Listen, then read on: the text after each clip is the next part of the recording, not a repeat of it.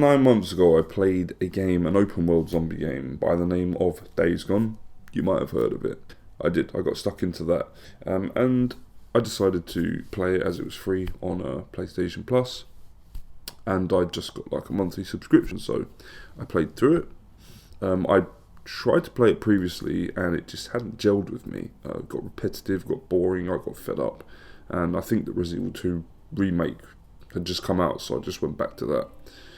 And then DMC 5 came out, and after that I didn't look at Days Gone ever again until I had moved from my old place to my new place, had some time on my hand, had a week off at work, and I thought, why not give it a shot? So I jumped into Days Gone.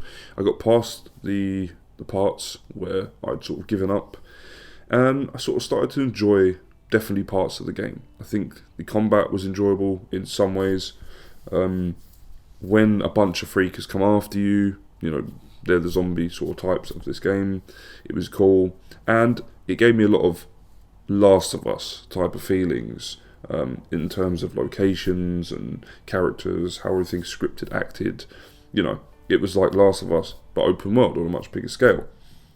Now, unfortunately for Days Gone, Last of Us had already been and gone, and it was the PS3's swan song. Then it was remade or remastered on the PlayStation 4 and just made it an even better package. And so we all picked that up. I did. Played through it again and realised how incredible and how amazing that game was. I still yet to play the sequel. I don't really have much of an interest in it for obvious reasons. I won't spoil them here. But Last of Us 1 was incredible. And Days Gone tries to recapture that. It tries to sort of be Last of Us, but on a bigger scale, more open world, and it is in some ways. It is bigger, definitely. It is more free form. There is a lot of free roaming. There's a lot more upgrading and building up your stamina meter, finding new weapons, being able to create different weapons, a little bit like Last of Us or Dead Rising 2, and all that stuff is great until you peel back those layers and you do that over and over and over again.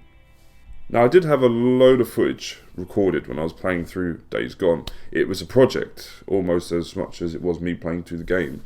It became more of a project to get it finished so that I could give a review, a really in-depth review, and make this really great review about it.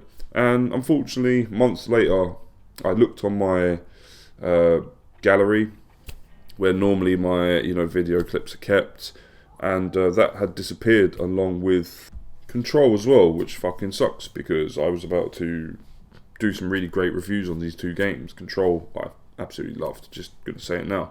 So if you go to my video after this, my Control review, you're gonna hear a lot of praise. When it came to this one, not so much. It got halfway and it was a flipping slog to get through.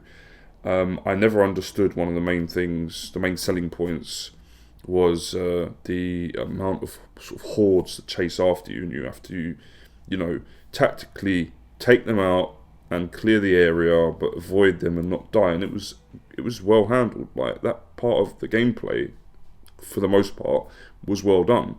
That doesn't happen until the last half of the game, literally the last half of the game. And that just didn't happen in the game. While I was playing it was sort of a few freakers here and there that you took out and small hordes, but other than that, that's exactly the point of the story and the game, where it gets really, really good and it starts to show off how impressive it can be. It still has its glitches and its bugs and its issues, but you sort of overlook them because you're having so much fun whilst fighting these hordes. But there is a caveat to that as well. There's definitely a downside to that as well, and we will get onto it. So I did have this whole review structured and sorted out, and I'd written notes and everything, and I was going to sort of put those notes into a more structured review. This isn't what you're going to get here. This is just going to be my opinions and my thoughts on Days Gone as a game. So I would like to talk about the good things. Good things is I feel like the game controls fine. It's not the worst controlled game. The aiming's all over the place, definitely, I agree, but it almost kind of makes it fun. It's part of the fun of the game, definitely. I feel like when the hordes do attack you, and some of the arenas that they put you in, I say arenas, they're locations, parts of locations, but they're like arenas. They've got, you know, barrels to blow up, and these huge like tanker trucks to shoot and things like that, and they explode. So there's you know, there's all these kind of cool little things put in place, very obviously, but still, it doesn't matter. It's still put there, and it's fun. It is a video game, so you know, you might be getting chased by a bunch of like freakers, hordes of freakers, and you go under this crawl space with all these like logs tied up, you know, and you can just cut the rope, and it drops all the logs onto the freakers. It's really cool stuff like that, really inventive stuff like that kept my interest, definitely. Yeah, because you fight them at a timber mill, I think that's what they're called, and so that has a lot of sort of like these little traps and things that you can, you know, you can stop the freakers with, or at least delay them, and, you know, decrease the horde a little bit. There are some annoying moments, definitely, with some horde battles. You do die over and over and over again, but that becomes a almost like Bloodborne type war of attrition, you know, to test your skills, to sort of survey the area, see what's just happened, survey the area better, sneak in maybe, don't go so loud, and then, you know, just come up with all these tactics and things and ways to decrease the horde and make things easier on yourself. Like I said previously, you do have to level your character up, and you will need a leveled up deacon by the end of this game when you fight, you know, these sort of scripted horde moments. They're part of the story, so you'll need a deacon St. John that is quite battle weary, hardened, you know, and has a little bit of a better life bar than when he starts. When you do upgrade his bike as well, you upgrade the stats of the bike, it does get a lot easier. It becomes a lot easier to travel. I like the bike. I thought the bike idea was great, but at the beginning you're going to get pissed off. That's what happened to me. I ran out of gas. I had to go and get gas. It kept happening. I got fed up. And you don't unlock fast travel until sort of a little bit later in the game, if I remember that right, and it's only at these Nero centers that you can kind of have to clear out, and then, you know, start up a generator, just make sure you've destroyed all the alarms that surround the Nero facility, otherwise they go off and they alert freaks to you, and sometimes there could be a horde down the road and it comes straight after you and you're fucked, you're dead. So you can sort of go into these encampments, make sure you've either cut the wires to the alarm system, or you shoot them. Either one, you know, if you've got a silencer for the pistol, then you can do that quietly. Get rid of any freakers in the area, start the generator, you know, go and find gas, put it in the generator, start it up. And then you can explore these Nero facilities, and they usually reward you with like stim boosts, and you can inject those and his life goes up, or stamina goes up, or there's like 3 things if I remember. I think attack power was one of them. Could be getting this wrong. Like I said, about 9 months ago I played this game, so I think it was just after Christmas. So yeah, it's got all the fundamental key things that you expect from an open world survival zombie type game. It's there, it's all there. You have the open world survival elements in there, so you have to increase your stats and, you know, get better guns. You do get better weapons later on. Some of them they are beautiful. I will say that I love the guns in this game, especially when you get your huge, I think it's like an M60 machine gun.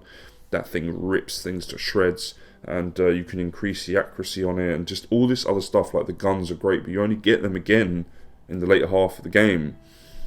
So, you know, all this stuff is in there, like this upgrading your character, kind of like Dead Rising to get through the game, or Bloodborne to get through the game better.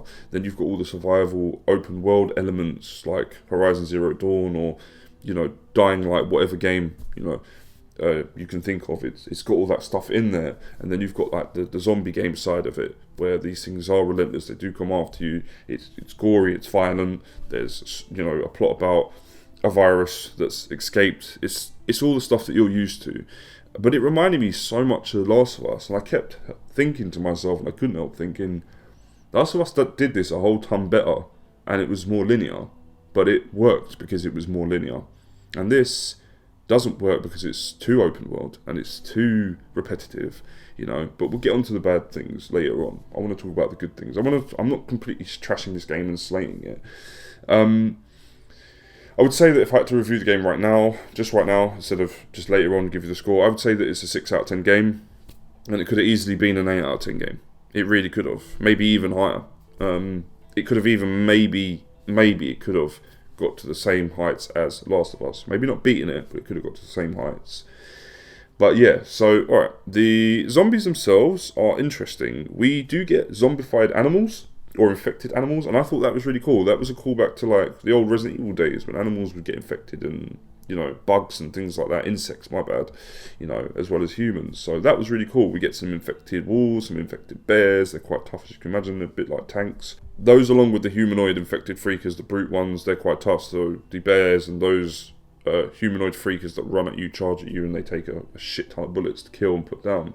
So we have those. We have some crows called criers. They're very, very cool. Remind me of the infected crows from Resident Evil. So that was a cool callback. But they, you know, at one point you have to burn their nests, and that was really interesting. Like you have to chuck Molotovs up into the trees to burn their nests, and that gets rid of them. They're almost like sentry points, essentially. And you have to get rid of them. And that's when you're sort of burning out freaker nests as well, which is something you have to do quite regularly in the game, and I like that part of it. And after you've burnt them out, you can kind of go and explore a little bit better in sort of these, you know, these nests and these areas that reward you with things. So yeah, there's a lot of like stuff that he picks up after he's burnt the nest, and it reminded me a lot of Evil Within. I don't know why. When you pick up the green gel, you kind of pick up this sludgy, whatever the hell it is, stuff after destroying the nest. So that was interesting. A lot of inspiration that's gone into the game. Graphically, it looks damn good. It looks very nice. When it decides to load the textures, we'll get into that a little bit later. But it is graphically quite a nice game, and I think it would be easy to say that it does push the PS4's, you know, sort of tech. And yeah, it's a good looking game. What can I say? But at the same time, there is going to be a lot of familiarity and sameness because it's set in Oregon, you know, and it's a very North American looking area. So we've seen it in Last of Us, and we've seen it in Blair Witch Project, we've seen it in a lot of other sort of horror media and stuff like that. So, you know, but for what it does, how it looks, things like that, and the way that the Freaker virus has ravaged the land, it was very, very, very cool. Like, very good looking locations. We do get a look when it goes back in the past sometimes at what Oregon used to look like, and again, it looks good. It looks very, very good.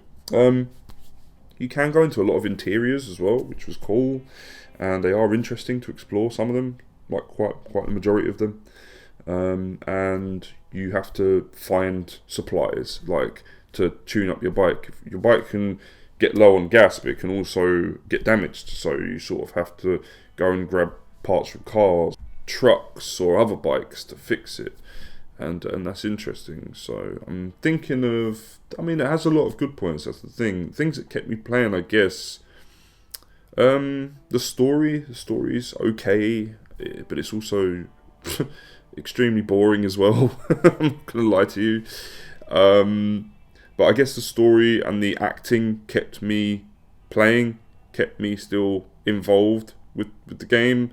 There are a lot of corny moments, definitely. Some of the script is fucking atrocious, and they're trying to be this next big Last of Us, you could tell, like in terms of scripting and acting and the rest of it, the voice actors that they used, and it just, it didn't work. It was too try hard. That's sort of the conclusion I came to. But for the most part, you do end up liking like characters like Boozer. I think he might have been my favourite, definitely. You do end up liking some characters along the way, and it kind of keeps you invested in the story. If you're fans of films like Day of the Dead, especially Day of the Dead, that particular film from Romero's Dead trilogy, or Dead, I don't know what to call it, quintology now, I guess, because there's tons of films. But if you're a fan of those first three films, then this is pretty much towards the end parts. Day of the Dead, definitely. It will remind you so much of Day of the Dead, just in terms of like how the plot plays out and who the bad guy is and what's going on, you know, how people sort of like, I'll just say it here, but how the military like lose their shit, they go a bit crazy, and you have to sort of battle against them. It's got definitely Day of the Dead influences, and the speeches that this general gives and things it reminded me a lot of Day of the Dead. So that was a cool influence, and and I like that. I like that because Day of the Dead I think is my favourite out of the Romero Dead sort of quintology of films. But yeah, other than that, we do have some, obviously, like I Am Legend. Is it I Am Legend? The one with Will Smith. We have sort of designs for the Freakers are based on the zombies from that film, definitely 100%. So yeah, there are a lot of influences. And I would say that Freakers, this is a good thing as well. I'd say that if the zombies from I Am Legend looked like the Freakers, it would have been a better film, a much better film. Because the Freakers are designed really, really well. Having said that, they are, in my opinion, boring zombies, like boring zombie designs. They're not that interesting, Like I prefer flesh sort of ripping off of zombies, or I don't know, the 28 Days Later type zombies. When it comes to these sort of like skinhead, boils and things, and blisters on them and all that. I don't, they're kind of boring to look at. So it's all personal preference and taste really when it comes down to what zombie designs you like and what you don't. But all the infected animals and stuff look great, and I do like that we get the bigger Freakers and we get the ones that scream and alert other Freakers. They're really creepy. That's one of the things I will say. Those female Freakers, they sort of walk around and they sing and shit. It's fucking creepy. It reminded me a bit of Laura from Evil Within and Evil Within 2. Well, yeah, more so Evil Within 2. And yeah, they're really creepy because you'll hear someone like like talking like oh I should oh yeah, and then you turn around, it's fucking freak a bitch like standing in front of your face. So you like blow her head off or whatever. But yeah, they're really good. They alert all the other Freakers, so that's their role in the game. That's their role in terms of gameplay. And like I said, when you get to burn out Freakiness and you get to fight the hordes, it's great fun. It's really, really good fun. That is the best part of the game, definitely. That's the game, and it pulls it off well. That's the thing that people want to play through the game, even if you're starting to dislike it. You want to get to that moment, those parts, because it is fun. However, the caveat, like I said earlier, there is a caveat to it. There is a downside to it, a massive downside, and that is that it becomes just like any other open world game where you have to destroy tons of these Freakiness, and they're not as interesting as the ones that take place during the story and the plot. Now, during the story and the plot, if you do get fairly powerful, then I don't think the Timber Yard, you'll never be able to take that on until you're really sort of statted up, like got max stats and stuff. But earlier you do sort of find this Freakiness, and it's sort of open in the open. There's a bunch of tanker trucks and things, and you can sort of take it on ahead of time. So yeah, those certain moments, those sort of interwoven into the plot horde battles, they're fucking amazing. But the battles after that, where you just have to tick off a checklist, they get boring, they get old real fast. I didn't bother doing them. There was like 230, 280, something like that, and I just was like, nah, this is boring now. So it does, like I said, there's a downside, definitely a downside to all of that. And there's many downsides to this whole game, and that's what ruins it, unfortunately. So I'm just trying to think, I think Deacon St. John's running speed is fine. It's okay if you play games like Resident Evil 2 or 3 Remake or whatever, I mean the Resident Evil 2 Remake, then you won't mind his running speed. I think that he controls just fine. The stealth is okay, it's cool. It's actually not that hard to take a Freaker out or a human enemy in stealth. It's actually quite easy and a little bit broken. Definitely there's sometimes when I walk right near them and they wouldn't see me or smell me or anything like that.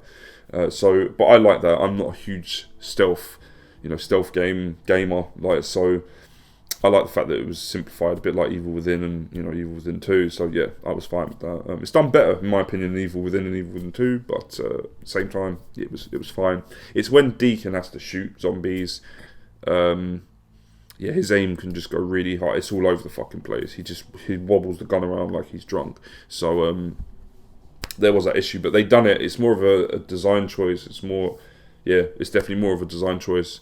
They did it to make the game feel a lot more tense and a lot sort of scarier, and the fact that he can't just aim a gun proper and fire at enemies is it ramps up the tension. I think at one point though, you actually does increase the stuff. The better weapons you get and the better stocks that you are able to add on to them, and if I can remember rightly. So his aim does increase, definitely, but even so, even after that, it still felt a bit wonky. To me, it wasn't like an aiming system they have in Resident Evil 7 or Resident Evil 2 Remake or 3, where if you move, your shot isn't as accurate, but if you stand still like in old school RE games, your shot is a lot more accurate, so that was cool. I'm trying to think of good things now. And the rest of it. There's some locations that are like specific to the story that really impressed me, definitely. There's moments when it ramps up the tension, and there's some quite like tense moments in the game when it really does sort of try to take itself seriously. It tries to run with it. I think that's when it pays off the best. Sometimes it doesn't work like that. If something's taking itself too seriously, it doesn't work, you know. But this, when it takes itself seriously and decides to actually tell a decent story and make you like the characters, that's when it works the best. You know, but Last of Us, like I said, it handled all that stuff a lot better. So we'd seen better a generation previous. So this just kind of it's playing catch up essentially to any other open world games. You know, this isn't as impressive as GTA 5 open world wise.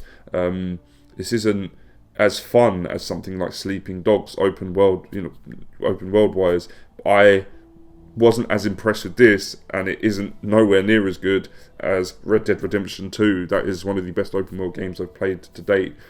So as you can imagine, it doesn't do the open world thing the best that it could do, and it was in development for so damn long.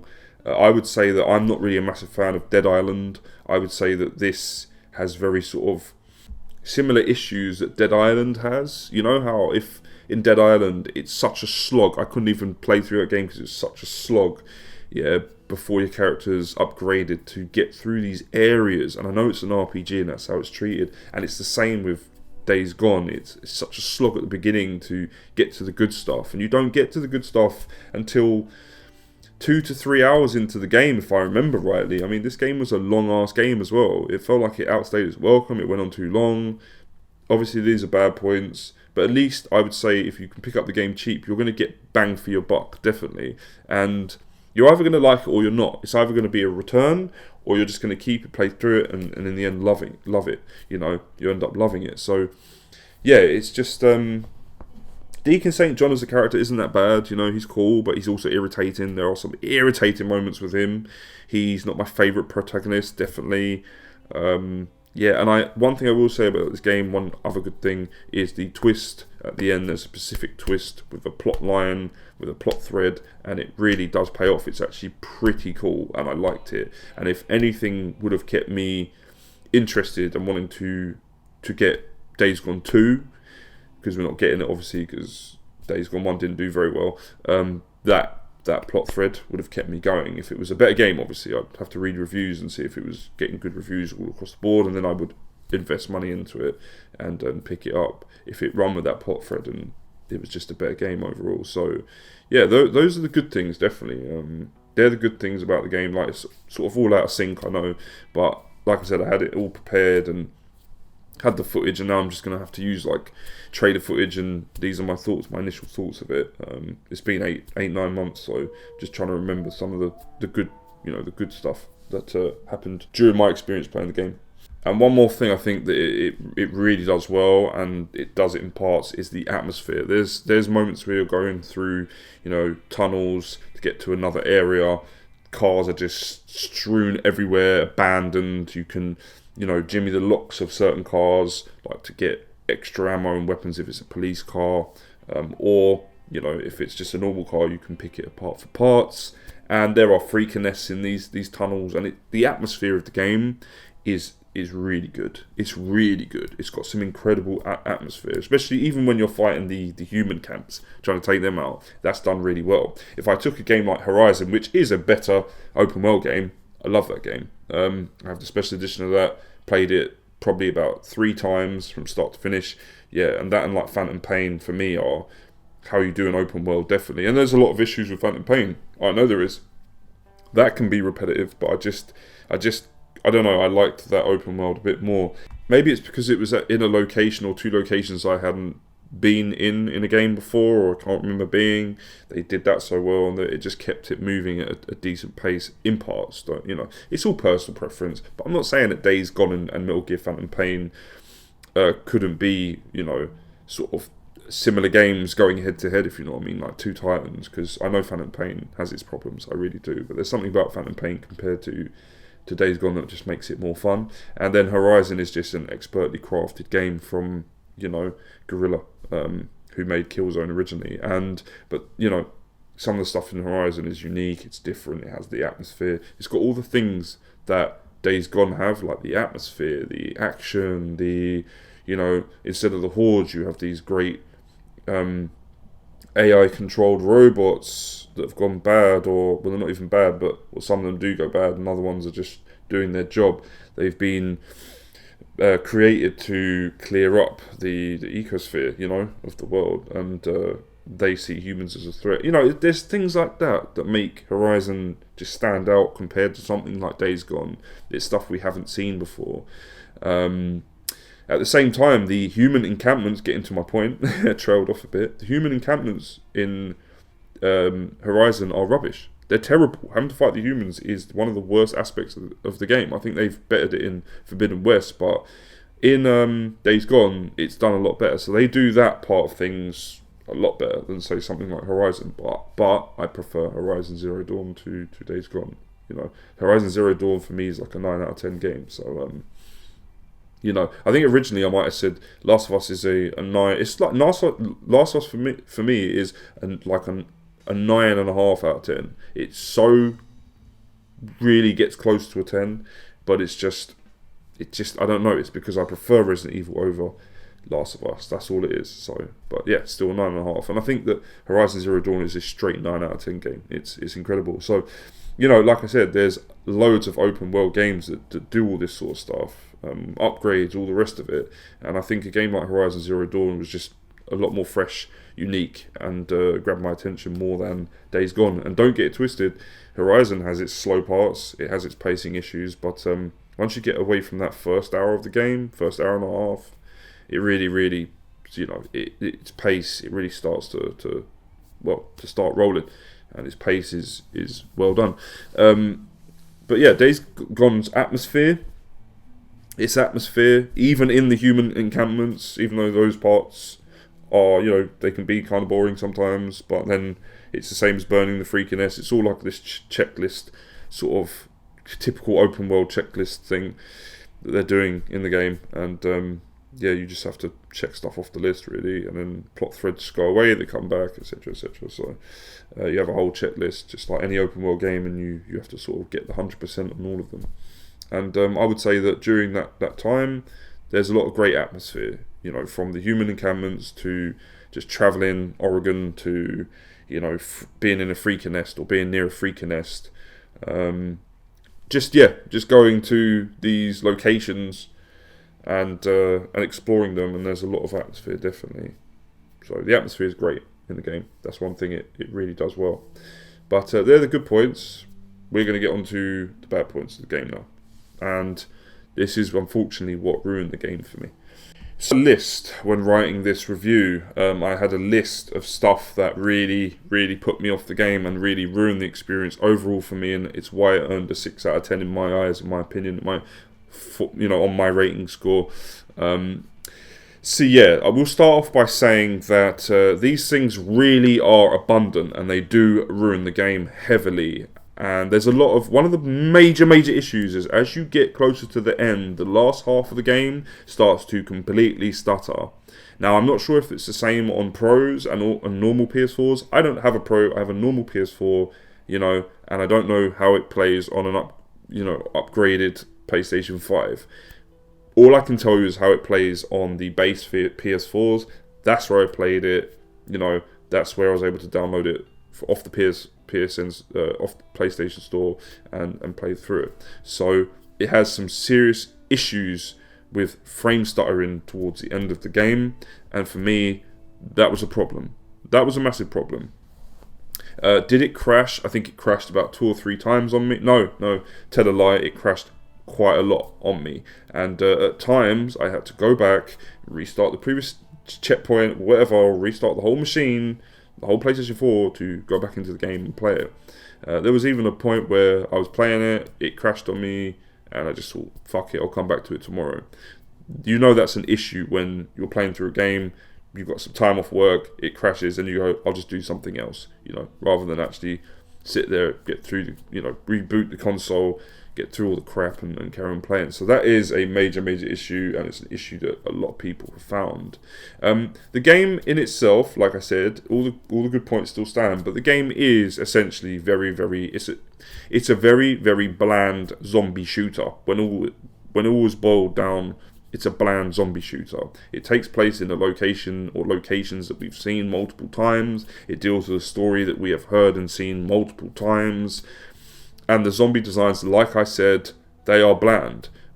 If I thought the zombie designs in I Am Legend were bland, so I think that these are bland in comparison as well, because I'm not a fan of I Am Legend zombies, and I'm not a fan of these sort of like freaker designs.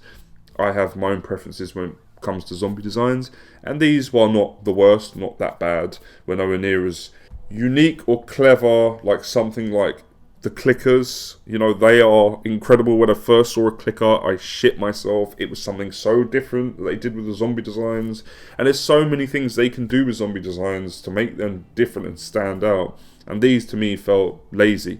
And but it's a personal preference. Some people might like it, they might love those type of designs. It's all personal preference. But I just come from Resident Evil 2 Remake, where all the zombies' flesh was being shredded off of their bones, and you could decapitate them and chop off their legs and arms, and they'd still come crawling after you and wiggle, and they were a huge bloody mess. And if you shot them in the face with a shotgun, it left its skin just fucked. Do you know what I mean? Its face was fucked, and you could see the skeleton underneath and all that, like the skull, should I say.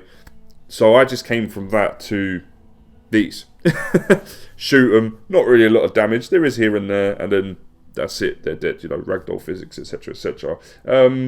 So yeah, they were a bit lazy in my opinion. Like I said, with the clickers, they were unique. They did something really unique and used a real world like fungus, called cordyceps, that can actually control insects and things. So I thought that was very unique and clever in Last of Us. And then you get something like this that's similar to Last of Us. It looks a little bit like Last of Us, but it's just not as unique or as clever. And that's pretty much this whole open world game in a nutshell.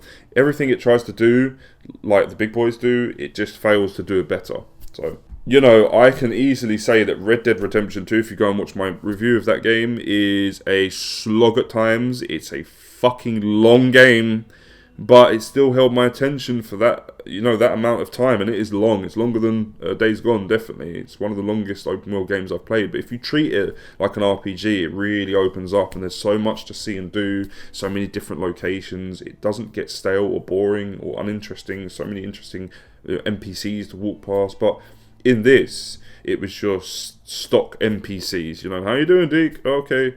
So how's it been, Deke? And then, yeah, I'm fine. Okay, cool. It's stuff like that, and it was, I don't care about these people. The cast is one of the biggest flaws of this. Deacon St. John isn't that likeable as a character. He's alright, but he's just...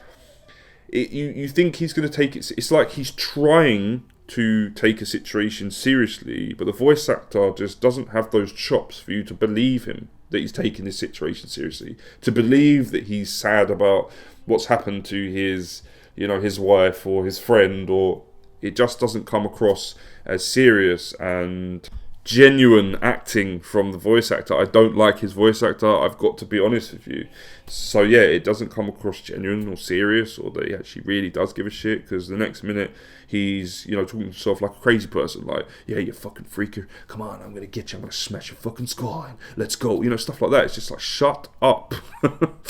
I was like, shut up, like, stop it. After the 50th time, you're just like, oh my god, he's off on one again. That's what it was literally like. Yeah, he's off on one again. Like, almost like a nagging wife or a nagging husband. Oh, they're off again. It was that. That's how it felt to me. So, I was like, I don't need to feel like this when I'm playing a game and I'm supposed to be invested in this protagonist.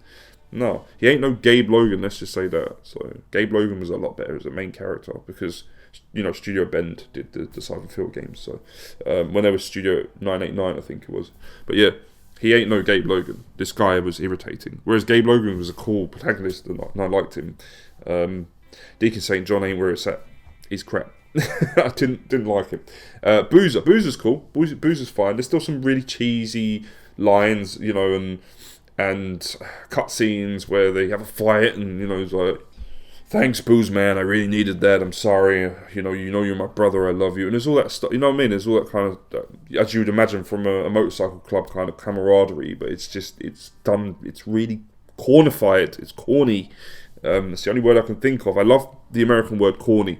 The UK equivalent is, oh, that's cheesy, you know, I don't know if Americans say that as well, but yeah, we say, oh, it's cheesy, or it's a pile of wank, or, you know, it was wet, like, that's kind of how if something's just crap, we're like, that's wet.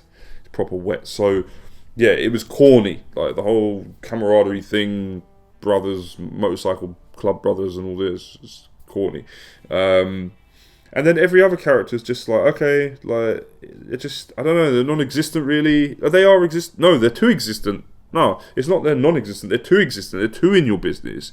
There's like all this kind of weird tension and love triangle stuff, like not really a love triangle, but it is a love triangle. It's like between Deke and this woman in this other camp. I can't remember her name.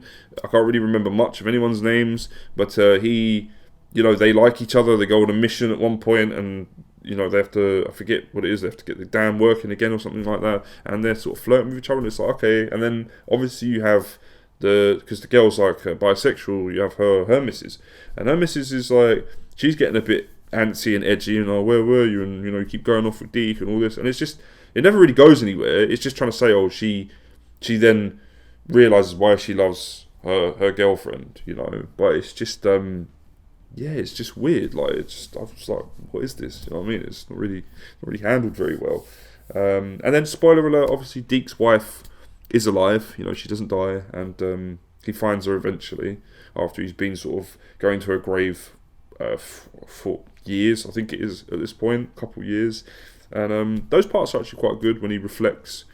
The flashback scenes, cool, they're fine because we get some backstory. There's, like I said, certain things were handled, but again, that's some of the good points. This is the bad points. So overall, even though a lot of the cast do a good job with their characters, the cast are pretty much forgettable. You've got Iron Mike, who's the leader of, you know, one camp, and he's just your typical gruff older guy who witnessed something really shit happen, and it's made him a hard ass, but he still sort of loves Deke like a son, essentially. So he's like a father figure to a lot of the people in the camp, including Deke. Gives him a chance, gives him loads of chances. But again, it's like we've been there, seen that, you know. So Iron Mike is a typical character that we might have seen in The Walking Dead or any other zombie film. You know, Sarah Whitaker is his wife. She's cool. She's right. I think she's just as corny, really, as he is. I think she was more of an interesting character, though. Personally, I'd rather have played as her, definitely. She was quite interesting. Booze is a good character, like I said.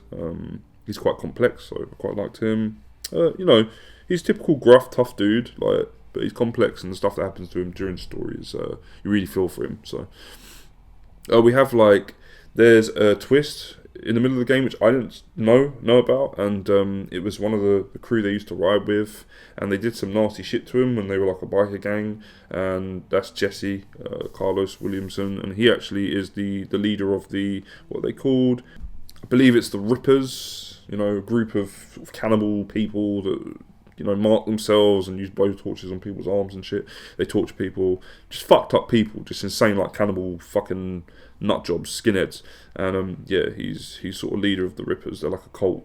So that was interesting. I didn't see that coming at first. I was actually more shocked by that twist than any other twist. I mean, the problem is they ruined the twist in the game with Sarah, because as you're getting closer and closer to it, you realise that she's alive, and you find out she's alive. So one of the main antagonists is Raymond Skizzo, and he is basically like, he's like Eminem's, essentially.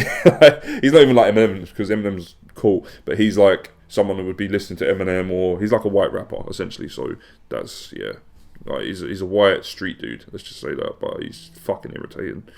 And then that's it, really. And then you've got the general, Hugh Garrett, and his second in command, let me just look, it's Derek Curie. Now, Derek Curie's a really cool character. Again, he's a bit like Boozer. He kind of becomes Deacon's friend when Boozer's sort of not around, and Curie really sort of helps out Deacon. They share a lot of war stories, things like that. So I like Derek. He was cool, but he disappears towards the end of the game because obviously he wants to get his men out. He betrays, the general and essentially leaves. So cool character. And then we have the best character, in my opinion, in the whole game is James O'Brien. And James O'Brien is with, I forget what the name of, Nero, that's it. He's with Nero, and you realise it's their fault that the virus leaked and everything else like that. In actual fact, Sarah was present, she was working on the virus, and she is actually the catalyst for the virus. She releases the virus, and you go to her lab sort of in flashbacks. You go to visit the lab in flashbacks. It's not a lab like in Resident Evil, it's underground, it's hidden. This thing's, in the open, but it has like security clearance and all the rest of it. And because he's her boyfriend, he gets to wait for her, etc. She comes out after a day's work. They, do whatever, go and have a date.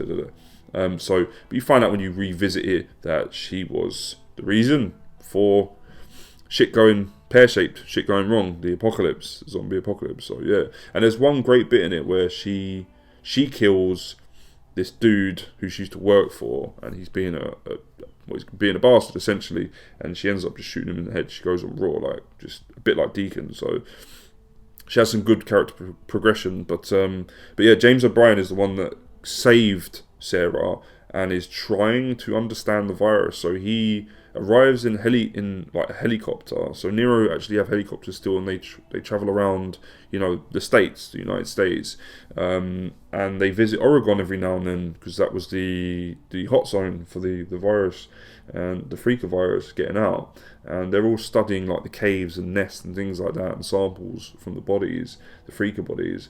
And so sometimes you work with O'Brien behind Nero's back, and he asks you to get samples. And the big twist at the end, which I think is the greatest part of this game's story, is that James is actually a freaker himself, but he's a more advanced freaker, one that hasn't actually completely lost his humanity. So he takes off his hazmat, suit, is at least the top of it, the helmet, and or the mask, and you see that he's actually like freaker. So that's what I'm saying. It could have, with Days Gone 2, it could have got a lot better and a lot more interesting, but this didn't do that well, so we're not going to get that. So yeah, again, I've mixed it in with some good points, but we are just going to get on to the bad points now. The reason why this is in the bad points part of the review is because a lot of the characters, the story and stuff, it didn't grab me. It wasn't the one. So yeah, it was dull, boring, predictable, and I thought the script was rubbish. So that's the unfortunate thing. Alright, so we're gonna get onto the really, really bad things about this. So, bugs. After finding a camp militia, the game played a conversation between the Colonel and Deke that had happened already, saying that Deke was still looking for the militia member. This happens a lot. It's happened a lot in this game, where they would play conversations over and over again. I'm like, I've already done that and I've completed the mission.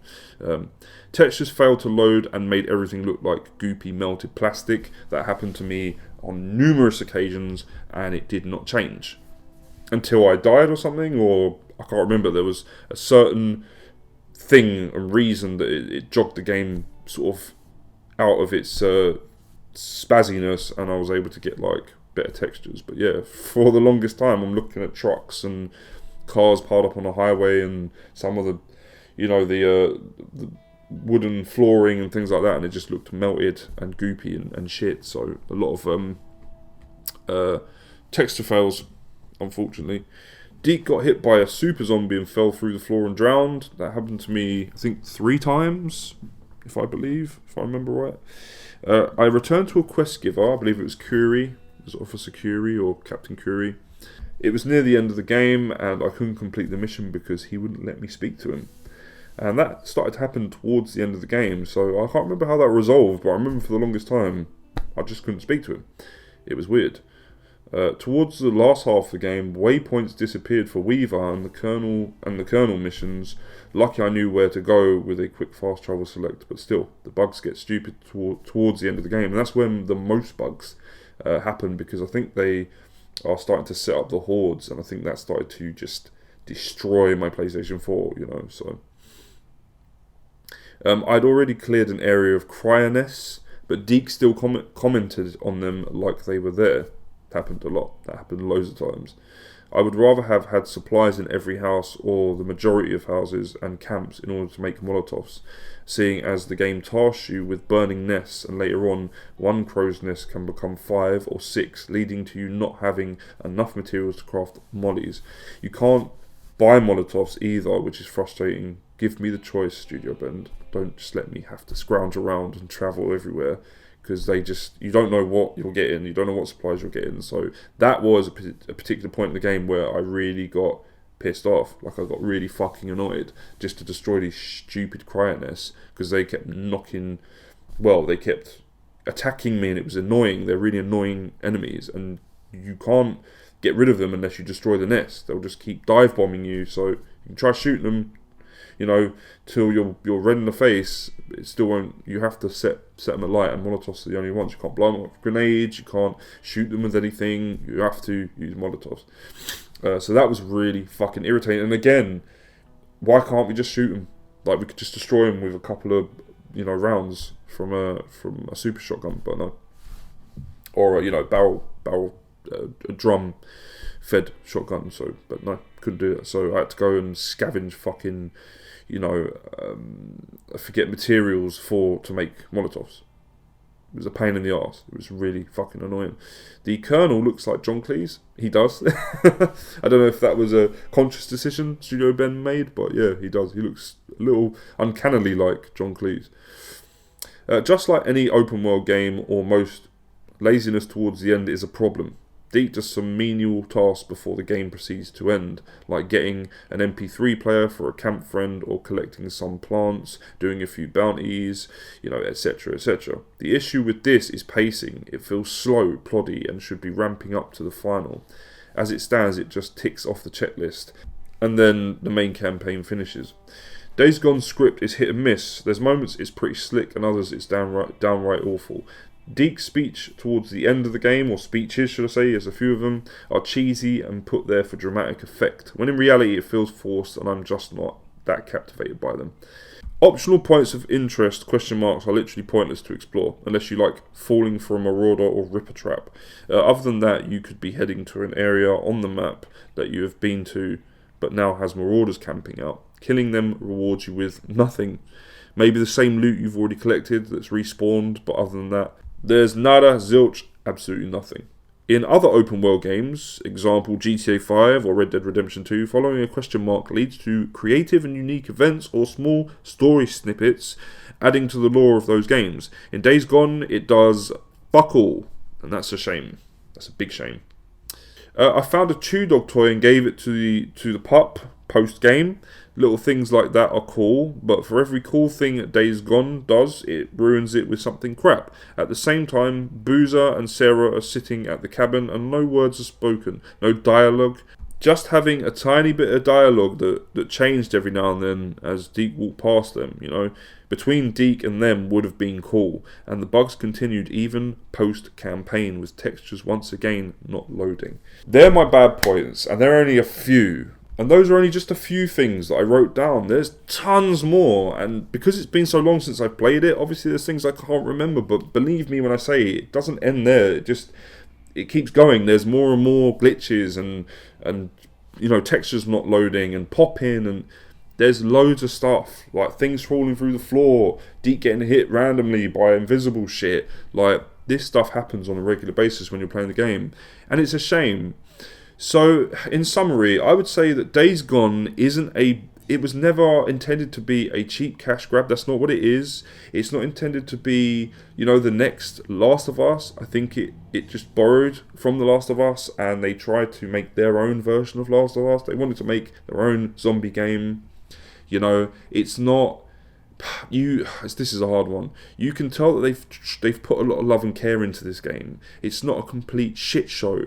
I don't think it was made just to piggyback off of, like the latest craze of Last of Us games, or Last of Us 2, and that was coming out, and Resident Evil 2 remake. They weren't trying to make something like that. They were just trying to make their own thing and tell their own story, and and Sony Bend, I think they or Ben Studios, should I say. I think they really did put a lot of love and care into this game. They really did. It really had that. You can tell there's passion in it, definitely. Yeah, sometimes the open world feels bland, and I don't know. There's some things that just really seems lazy, but I don't think that was the case. I don't think that's the case. For this game, it's not bad because it's a cheap cash grab or some tacked on single player campaign to a multiplayer game. This is a single player campaign game as well, and for that they should be commended, because they didn't want to go the multiplayer route, or go visit Oregon with your friends and take out freakers with your mates, take out the hordes with 3 or 4 people of you. No, they didn't. That's not what this game was about. It was supposed to be this single player sort of zombie epic, this apocalyptic survival epic, and they really did try. They tried. That's the thing, and you can tell, and they put their heart and soul into it, and you can see in certain parts of it, it shines. But unfortunately for me and many others, we've seen it all before. That's the problem, and we've seen it done better. That's the problem here, that this wasn't fine-tuned. Maybe it was rushed out too quick, and because Sony were like, we need it now, it's an exclusive, we want it now. I think that might be an issue, but they also did have a lot of time to sort of work on it, from what I've read and I understand. It was in development for quite a long time, and it's a shame, because when I first saw that trailer, just like everybody else, where the hordes were coming after Deacon, it looked incredible, and you know what? They still came through with that. You still do see that incredible moment with the hordes chasing him, around the timber yard, or they just are crawling all over themselves, and that shit still exists in this game. And it does look incredible. They pulled it off, but they only pulled it off for the last half of the game. And that's weird. I would have rather had the scripted moments where they set these moments up than have a bunch of these zombies all the time chasing Deke, and it would have worked out better. And I think they could have controlled everything better, and it wouldn't have completely fucked the game up. This game is fucked up. It's got loads of issues, loads of glitches and bugs, and it's a crying shame. But when all's said and done, the main thing for me was it just didn't impress me that much, because I'd seen it done before, not counting the hordes and stuff, all that stuff. I'd already seen that in a trailer, so I'd seen it done better by Last of Us. I'd seen it done before, and and then it just turned out to be another sort of open world game with zombies in, or survival mechanics, and been there, done that a lot of times. So, after you have something that's semi-open world, like Bloodborne, that impresses you, or something that's linear, but like Last of Us, you end up just not being that impressed by it. When you have open world games like Red Dead Redemption 2 or Horizon Zero Dawn of that caliber, you just end up looking at Days Gone and thinking, alright, it was fun while I played it, or some of it was, because some other parts were a slog. It really does have pacing issues as well. That's another thing. It really does. When you run out of petrol or gas for your bike, when it's not upgraded, you got to go run to the nearest petrol station or town, just to pick up some petrol to refill it, and you haven't got any. You have to be near your bike to fast travel. It's a bit like Red Dead 1, if I remember right, where you have to build a camp, then you can fast travel. Similar thing to that, but it's just, it's a headache. And then you're getting killed by freakers and infected bears and shit. See, that's the issue. Whereas Last of Us, you don't have none of that. It's linear, so you just go through, shoot some bad guys, there's a bit of story, you do a little bit of puzzle, It's got that Half-Life almost structure to it. That's what that reminded me, especially when you had to pull crates, move them about, just the swimming parts is what reminded me of Half-Life for some reason in Last of Us, where you have to sort of swim out and get a board, like a wooden board for Ellie to reach somewhere. For whatever reason, it reminded me of Half-Life, the mechanics that were in Half-Life 2. So yeah, that's the thing. All that stuff's interesting, it's fun, it keeps the pace flowing really well. But in Days Gone, it's I need to go get some gas for the 50th time, because my bike's about to run out. And even when you do upgrade it still eats gas like nobody's business. But yeah, the bike was still cool. And the aiming, like I said, wasn't all that bad. I think that gets a bad rap. I think in terms of controls and stuff, I don't think it's that bad. Yeah, they can be a bit irritating and annoying at some point, especially when you've got 300 freakers coming after you, and you're trying to pop them and like trying to get like accurate headshots and stuff to take them down quick. So. But when that happens, you get more powerful weapons like the light machine guns and things like that, and grenades and stuff. So overall, Days Gone 6 out of 10. I wish it could have been better. There was definitely a lot of promise there. There was a lot of promise there, but yeah, I think Ben Studios dropped the ball with this one. Definitely, I think that they went from doing smaller titles to doing this big open world sort of extravagant epic, and it didn't work because it showed that they couldn't hit those heights like Rockstar do, or Guerrilla Games and whoever else. Even a smaller team like United Front, who made Sing Dog, seemed to make a tighter game, like a tighter sort of experience, and definitely a mechanically tighter game. And I know it's not as ambitious as Days Gone, but they pulled it off. So that's all I'm saying. I'm just saying that this game, it definitely has its fans, and you guys, I can see what you love about it. Definitely, I personally don't like it, but it's not to say that it isn't a bad game that people should skip on. It just depends on if you're willing to put up with all those problems and like it for what it is, and deal with the pacing issues, and you like the characters. Everybody's different, and I can see people liking those characters. Definitely, I didn't personally. Well, there's a few I liked, maybe about 3, but didn't like Deke. He's no Joel, he's no like Jill Valentine, Leon Kennedy, whatever. Even though those characters are super one note. But that's the thing, they're more one note, and so I feel like they're not being as over the top as Deke's voice actor. See where I'm going with it? Either way, there are going to be fans, there are fans of this game, and I can see why. But it just wasn't for me, unfortunately. And I did play it from start to finish, all the way to the end. And I tried to do as much as I could. Task-wise, mission-wise, the only things that were left were burning the freakiness, if I'm right. The majority of freakiness. So I'd burned some here and there, or most of them. I think it got to about 38% or something, maybe 50%. So yeah, overall, it was fun to play through. I didn't spend any money playing it because I played it on PlayStation Store, and I enjoyed some of my time with the game, and the rest, it just couldn't hit that bar. It couldn't hit that bar that other open world games have done, whether they be zombie open world games or just survival open world games, whatever. It couldn't hit that same bar. So yeah, hopefully with Ben's next game, I think they're saying they're trying to sort of bring back Siphon Filter.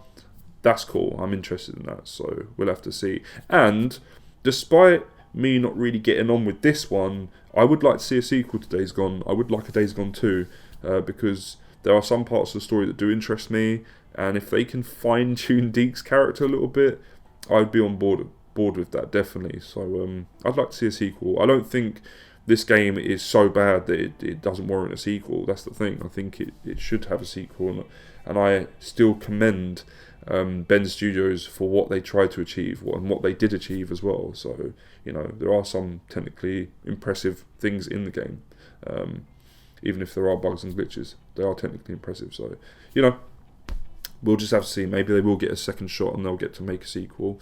Until then, if you like this review, let me know in the comment section down below. If you disagree with me, then by all means use that comment section to explain why in a nice manner. Don't be trying to come at me, it doesn't get us anywhere. I just like a healthy discussion on why you liked it, and I can say, okay, well, this is what I've already said, why I didn't. But yeah, that's what the comment section is down there for. If you did like the review and you want to hear more reviews from me and watch all my other reviews, then subscribe to my channel. It helps me out as a content creator. I'm a small content creator at the moment, but I am sort of trying to grow a lot larger. But much love to all the subs and stuff that have subbed to my channel and that watch my content every time I put something out. Much love to you guys. It means a lot to me. So yeah, all that's left for me to say is I'm SystemCheck66. Keep an eye out for my review of Control. It's a very different review from this one. And have a good rest of your week. Take it easy. Bye.